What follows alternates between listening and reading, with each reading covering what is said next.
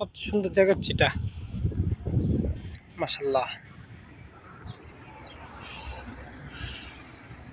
কাতারের সবচেয়ে সুন্দর জায়গার মধ্যে গাছগুলো দেখেন, ভিউটা কিন্তু অসাধারণ, মাশাল্লাহ মাশাল্লাহ। এগুলা দিকে থাকার মতো ভিউগুলা।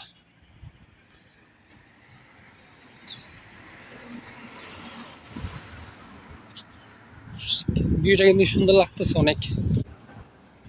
2024 সালে আজকে কাতার ন্যাশনাল ডে। সেগুলো হচ্ছে কাতারের বাড়ি, দেখছেন। রাস্তাঘাটের দৃশ্যটা কিন্তু অনেক সুন্দর, মাশাল্লাহ, এগুলো বলার মতো না।